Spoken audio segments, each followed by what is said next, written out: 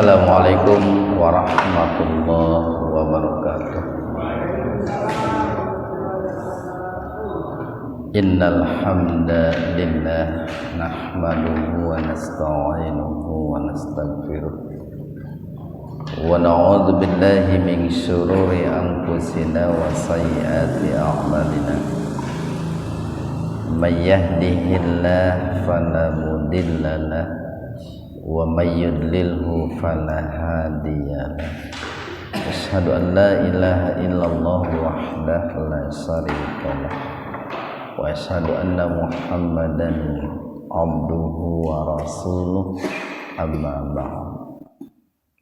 Hadirin ikhwatu iman, jemaah Majelis Tafsir Illiyin yang mudah-mudahan senantiasa diberikan kesehatan dan keberkahan Allah Subhanahu wa taala. Kajian tafsir di Majelis Tafsir Illiyin pada kesempatan subuh kali ini membahas surat Al-Baqarah ayat 8 halaman 50 surat Ali Imran. Surat Ali Imran ayat 8 halaman 50. Kita bahas tadinya dulu. Rabbana. Ini kita selalu mengingatkan Robba, Robbu, Robbi. Ba-nya itu memakai tasdid itu. Jadi ditahan. Robba. Rabbana. Ini karena banyak kita dapati dalam doa, banyak kita dapati dalam sholat. Rabbana matabi'i alif, la matabi'i alif. Jadi dibacanya mad. Mad itu panjang, tobi'i itu biasa.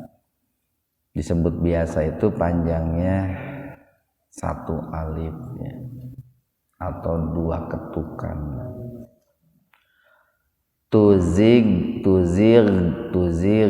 Nah itu jangan dikol-kolahkan. Jangan tujig, jangan begitu. Ghain itu bukan huruf kol-kolah.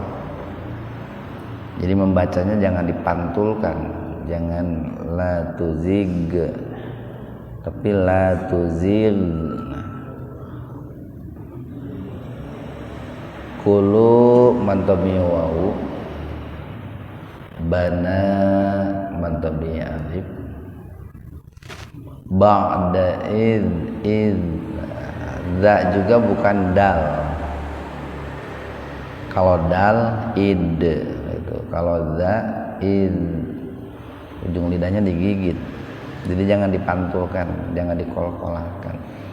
Id hadai mad lain, ya sukun didahului fathah. Dibacanya agak panjang walaupun tidak sepanjang mad tabi'i. Tana mad tabi'i alif, wahab kol-kolah sugro. Huruf ba sukun di tengah-tengah kata. Jadi membacanya dipantulkan secara ringan. Wahab lana mantabi alif, mil ladungka, mil idgham bilang guna. Nun mati ketemu dengan lam. Jadi nunnya dimasukkan ke lam tanpa mendengung. Biasanya di atas lam sudah dibubuhi tasdid. Huruf idgham bila guna hanya dua, lam sama ro. Jadi membacanya jangan mil, jangan begitu. Kan bila guna tanpa mendengung. Mil ladungka. Ikhfa akrob. Jadi dibaca samar tapi sepintas saja. Mil ladungka. Jadi nggak usah ditahan 2 ketukan, nggak usah miladungka, tapi sepintas saja miladungka rahmah. Kalau mau berhenti di situ, tak marbutohnya itu kan namanya tak marbutoh, itu dibaca sukun. Kalau mau berhenti, ada waqaf jaiz di situ, boleh berhenti. Inna gunna, nun bertasdid gunna, angka ipa akrob, nun mati ketemu dengan tak, tal alif lam qamariyah, wahab. Di satu sisi ini sebagai qalqalah kubro, karena ada huruf qalqalah yaitu ba jatuh pada waqaf, tanda berhenti, jadi dipantulkan secara keras. Di sisi lain ini sebagai mad arid li sukun, karena ada mad tabi'i jatuh pada waqaf. Ikhwanu fiddin arsadakumullah. Ayat ke-8 surat Ali Imran ini merupakan kelanjutan dari ayat yang ke-7, di mana di ayat yang ke-7 dikatakan bahwa salah satu karakter orang-orang yang rasih dalam ilmunya, orang-orang yang mendalam ilmunya, orang-orang yang faqih ya, terhadap agamanya, sikap mereka itu terhadap ayat-ayat mutasyabihat. Pertama mereka mengimani, mengimani. Jadi kita itu harus mengimani ketika menemukan dalam Al-Quran umpamanya bahwa Allah itu beristiwa, wallahu alal arsistawa. Allah itu beristiwa, bersemayam, walaupun kita tidak perlu untuk mengkaji ataupun mengetahui lebih jauh bagaimana cara beristiwanya Allah. Atau di dalam Al-Quran disebutkan umpamanya bahwa Allah itu memiliki kursi ya. Wasi'a kursiyyuhu samawati wal ardh, bahwa kursinya Allah itu seluas langit dan bumi. Nah, orang-orang yang rasih dalam ilmunya itu mereka mengimani, walaupun tidak terlalu berpikir jauh ya, seperti apa bentuk kursinya atau warnanya seperti apa, besarnya seperti apa. Yang jelas Al-Quran mengatakan bahwa kursinya Allah itu melebihi besarnya langit dan bumi. Nah, itu ayat-ayat mutasyabihat. Nah, orang-orang yang rasih ilmunya itu mengimaninya tanpa mentakwil lebih jauh. Gitu. Ya.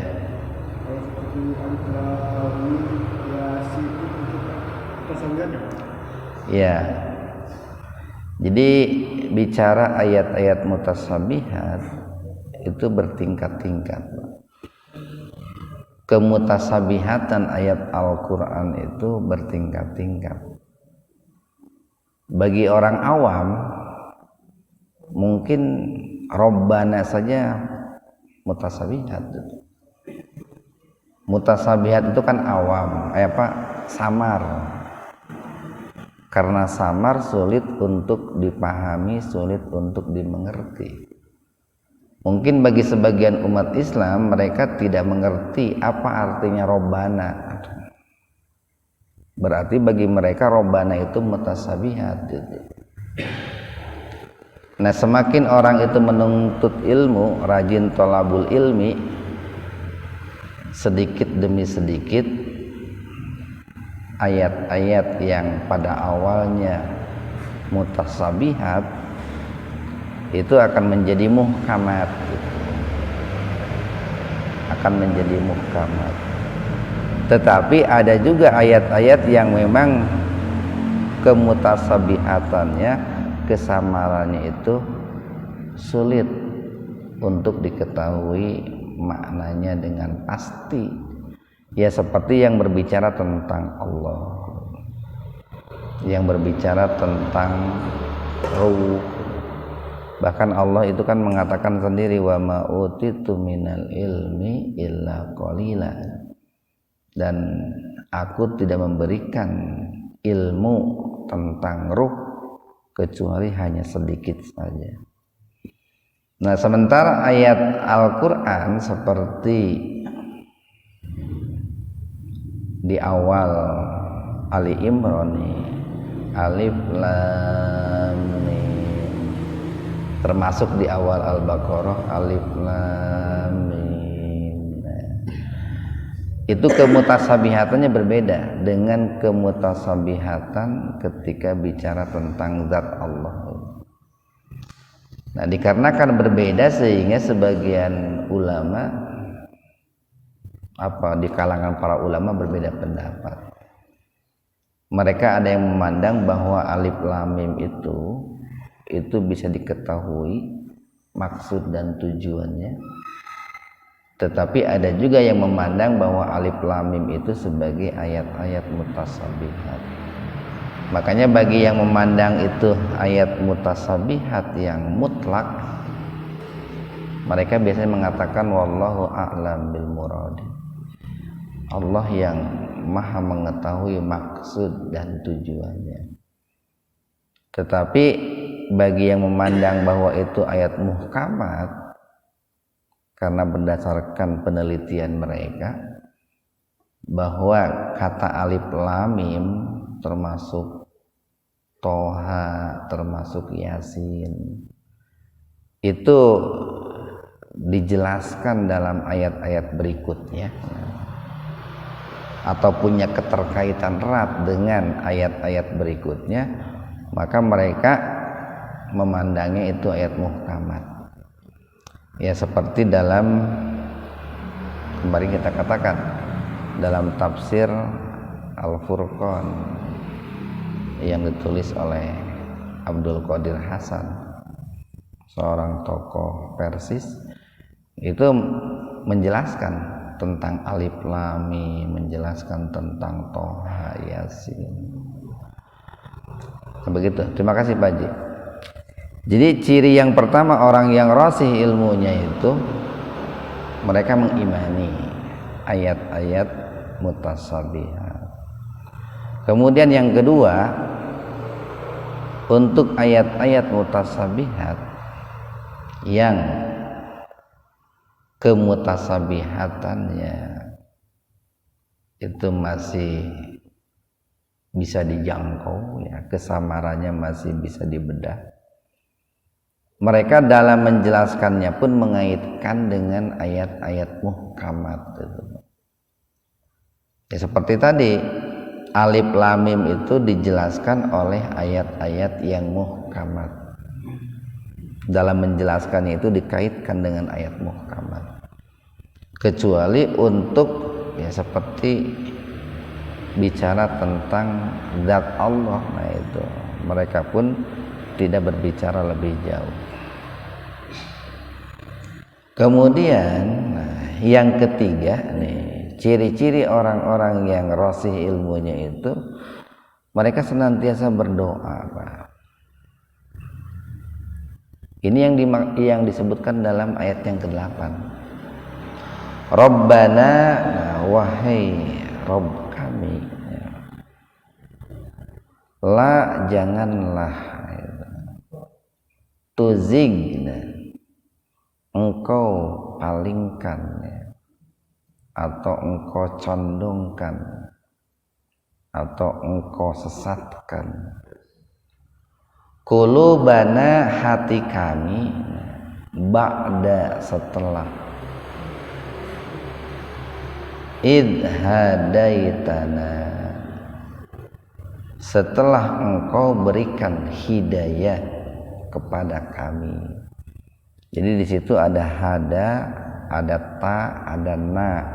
Ta itu asalnya angta, itu engkau. Na itu asalnya nahnu, kami. Wahai Rabb kami, janganlah engkau sesatkan hati kami, janganlah engkau palingkan hati kami, janganlah engkau condongkan hati kami kepada kesesatan setelah engkau berikan petunjuk kepada kami, setelah engkau berikan hidayah kepada kami. Yang tentu saja ini banyak ulama yang mengatakan hidayah di sini adalah hidayah taufik, Pak. Yang tentu saja untuk mendapatkan hidayah taufik itu kan dulu pernah kita bahas. Ada beberapa tingkatan sebelum orang itu mendapatkan hidayah taufik gitu. Sebelumnya dia mendapatkan hidayah irsyad atau hidayah dalalah. Hidayah dalalah itu hidayah yang berkaitan dengan ilmu, seperti kita mengkaji Al-Quran, mengkaji hadis, itu dalam rangka menempuh hidayah dalalah atau hidayah irsyad. Sebelum orang itu mendapatkan hidayah dalalah, dia akan mendapatkan hidayah indra. Dia mendapatkan hatinya dapat petunjuk, pendengarannya dapat petunjuk, penglihatannya dapat petunjuk. Nah, sebelum mendapatkan hidayah indrawi, dia pun mendapatkan hidayah goriza, ya, hidayah naluriah, hidayah insting gitu. Nah, terkait dengan kalimat ini, Ali Imran ayat 8, itu suatu hari Ummu Salamah pernah datang bertanya kepada Rasulullah sallallahu alaihi wasallam, wahai Rasulullah, apakah hati ini bisa bolak-balik gitu, atau apakah hati kita ini bisa bolak-balik? Kemudian Rasulullah sallallahu alaihi wasallam menjawab, iya betul, hati kita ini bisa bolak-balik, karena hati kita ini berada dalam genggaman dua jarinya Allah. Hati kita ini berada dalam genggaman dua jarinya Allah. Ketika Allah menghendaki lurus, maka luruslah hati ini. Ketika Allah menghendaki bengkok, maka bengkoklah hati ini. Makanya ada doa yang senantiasa dibaca oleh Rasulullah sallallahu alaihi wasallam tuh, pertama nih ayat ini nih. Jadi kudu apal ayat Ali Imran ayat 8, banyak hari gini itu apal Ali Imran ayat 8, ayat 9 gitu. Pokoknya mah sebelum wafat kudu hafal heula ieu ayat. Tong waka maot lamun can apal ya. Gitu. Ayat 8, ayat 9 ini. Termasuk doa yang selalu dibaca oleh Rasulullah itu, ya muqallibal qulub sabbit qalbi ala dinik wa ta'atik. Ya muqallibal qulub sabbit qalbi ala dinik wa ta'atik. Wahai zat yang membolak-balik hati manusia, tetapkanlah hatiku ini dalam agamamu dan ketaatan kepadamu. Makanya ini sering dibaca nih oleh khatib-khatib ketika khutbah Jumat ini. Dan oleh Rasulullah sering dibaca ini. Sering dibaca. Bahkan ayat ini sangat sering dibaca oleh Rasulullah. Rabbana, wahai Rabb kami, la tuzik, janganlah engkau sesatkan qulubana, hati kami, atau janganlah engkau condongkan hati kami terhadap kesesatan.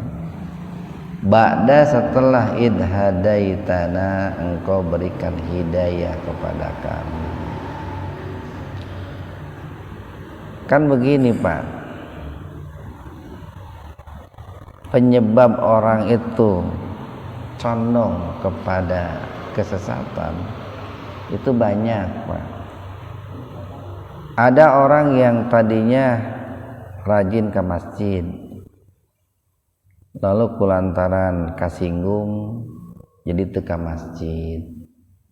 Nah itu kan dia itu condong kepada kesesatan padahal sebelumnya sudah dapat hidayah. Orang itu tadinya umpamanya rajin tahajud, tapi kulantaran karirnya teu naik-naik, akhirnya tidak tahajud, kecewa gitu. Geus satahun tahajud teu beunghar-beunghar gitu. Si itu ge tara tahajud beunghar gitu. Nah itu kan condong kepada kesesatan padahal sebelumnya sudah dapat hidayah. Orang yang tadinya barangkali bersahabat dengan orang yang soleh dapat hidayah tuh, tapi kemudian dia malah memilih bersahabat dengan orang yang salah, kembali kepada kesesatan. Jadi banyak ragam yang disebut dengan orang yang kembali kepada kesesatan setelah dia mendapatkan hidayah. Orang yang tadinya istiqomah jadi tidak istiqomah. Orang yang tadinya rajin ngaji menjadi malas ngaji. Orang yang tadinya rajin sedekah menjadi bakhil.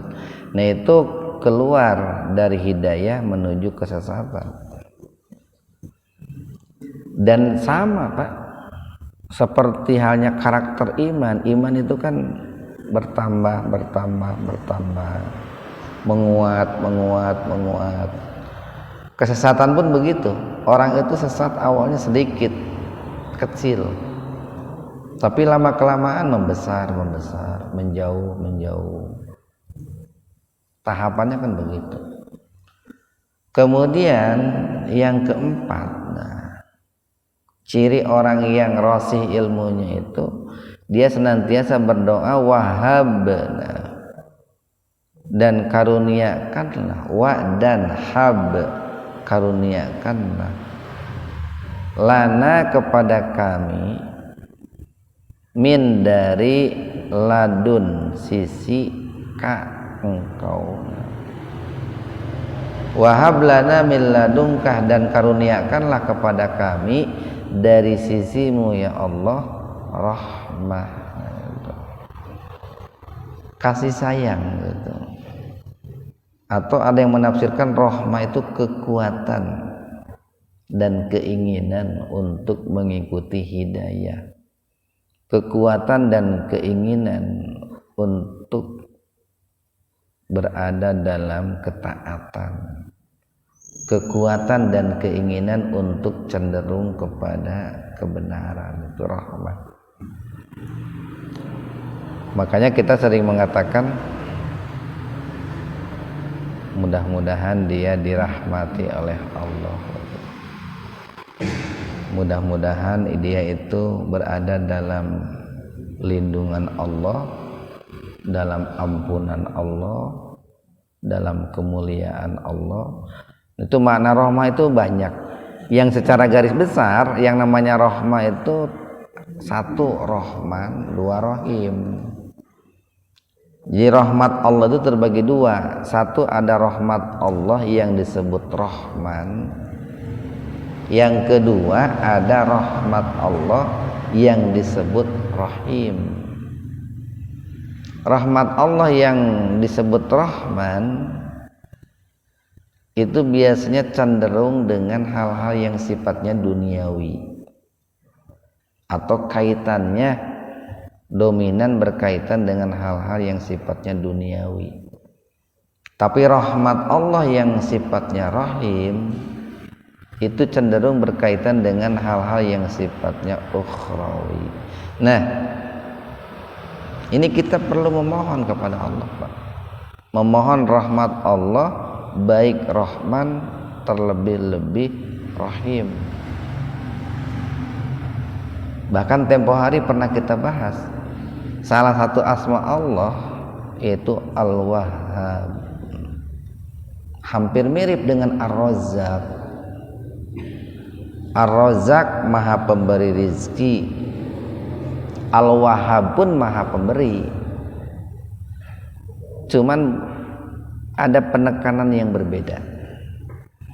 Kalau Allah dikatakan Al-Wahhab, itu lebih cenderung kepada pemberian ya. Allah itu maha pemberi terkait hal-hal yang sifatnya ruhani itu. Tapi kalau Allah disebut Ar-Razzaq, itu cenderung terkait dengan hal-hal yang sifatnya duniawi, rizki lah. Lamun cek bahasa orang mah fulus. Walaupun sebetulnya yang namanya rizki itu kan bukan hanya uang, tapi lebih dominannya ke situ, ke duniawi.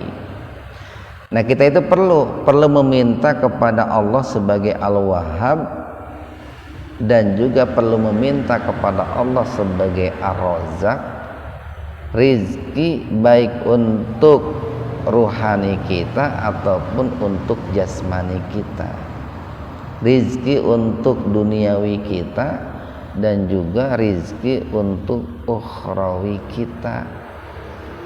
Dan itu kan terkumpul dalam doa sapu jagat itu, Pak.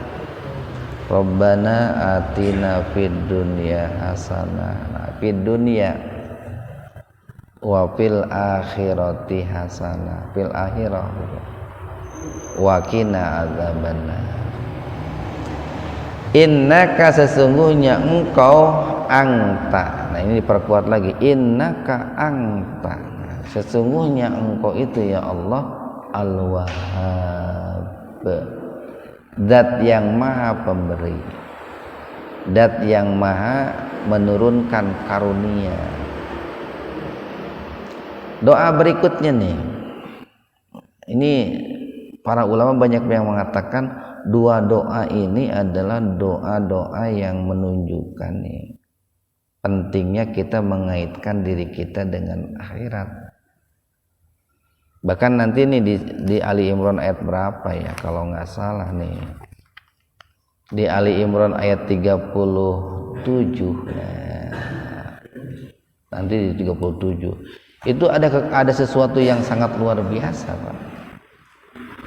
Jadi ketika orang itu banyak memanjatkan diri berdoa kepada Allah tentang hal-hal yang sifatnya ukhrawi, termasuk banyak berikhtiar, dan ikhtiarnya itu dengan ikhtiar yang sifatnya ukhrawi, itu rizki itu akan datang dengan sendirinya itu, Pak.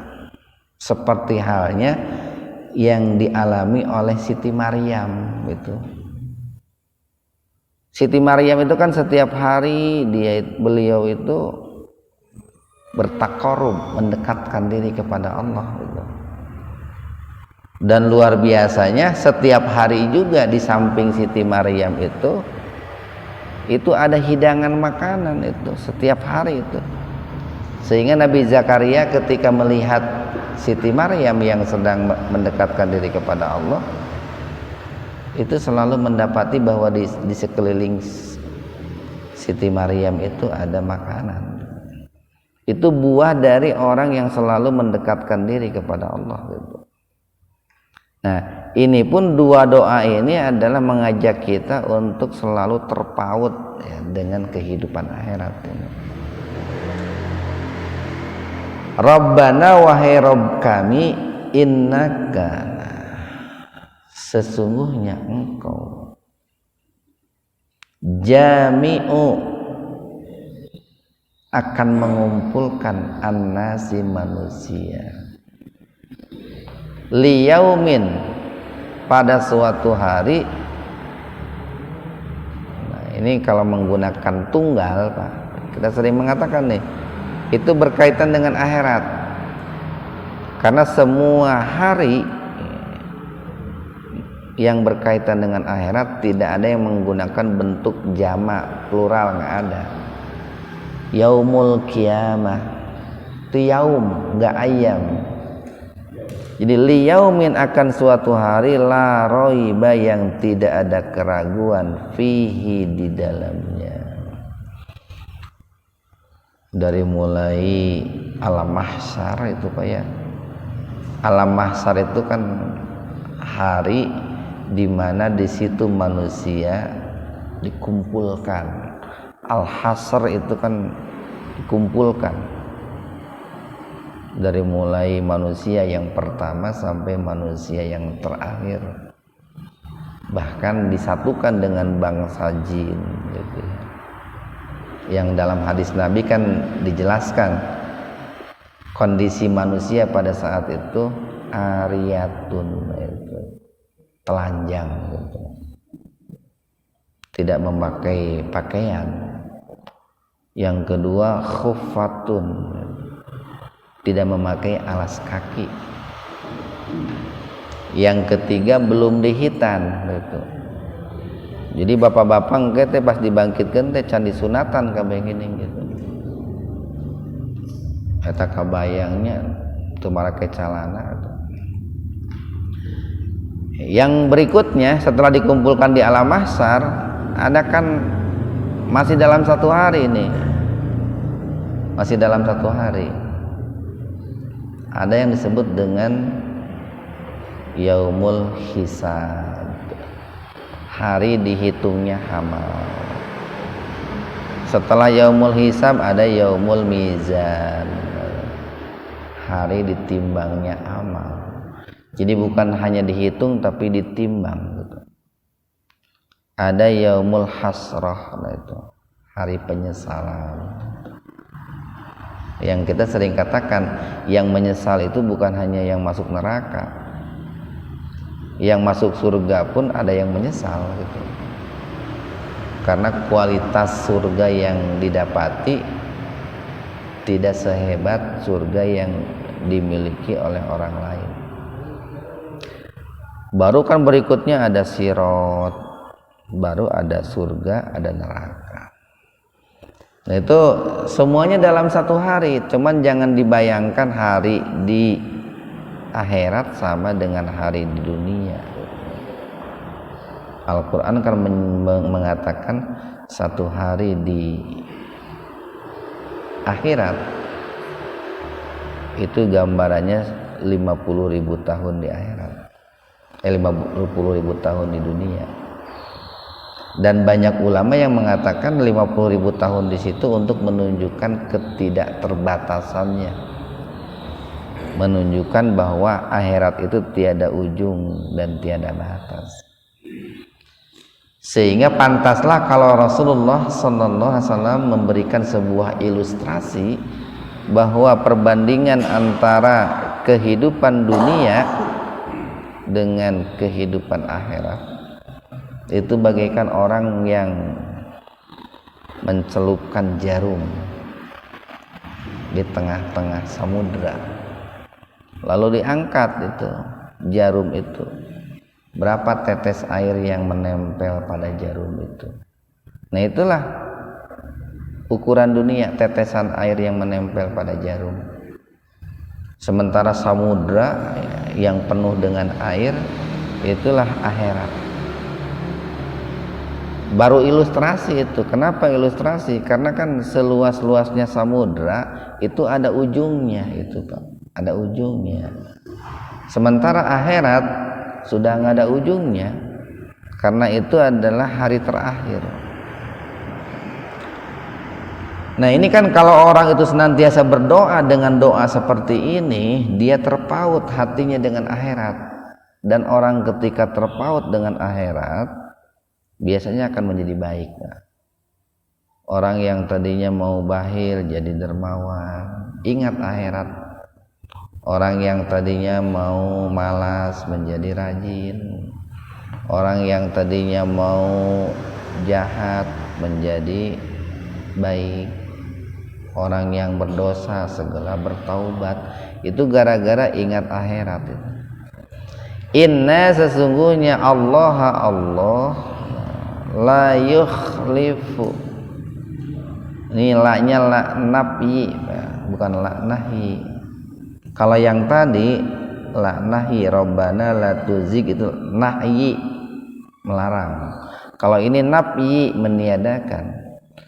Innallaha sesungguhnya Allah la yukhlifu tidak menyelisihi, tidak akan menyelisihi, tidak pernah, tidak sedang dan tidak akan menyelisihi al-mi'ad janji-janjinya, atau baik janji ataupun ancamannya.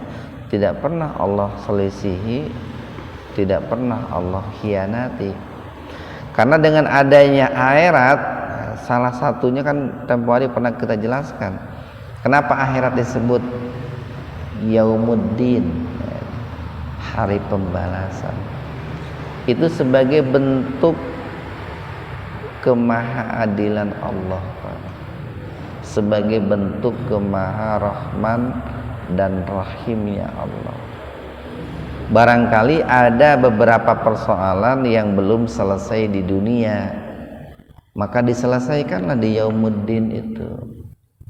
Barangkali ada orang yang tidak berdaya menyelesaikan persoalan di dunia karena barangkali dia miskin, dia tidak punya teman, dia tidak punya kekuasaan, sehingga banyak dizalimi oleh orang lain. Maka penyelesaiannya itu di Yaumuddin itu, di hari pembalasan itu. Mungkin seorang istri sering disakiti oleh suami, dia nggak berani melawan, maka diselesaikannya itu di Yaumuddin nanti itu. Nah, mudah-mudahan ada manfaatnya untuk kita semua. Subhanakallahumma wa bihamdika asyhadu an la ilaha illa anta astaghfiruka wa atubu ilaik. Assalamualaikum warahmatullahi wabarakatuh.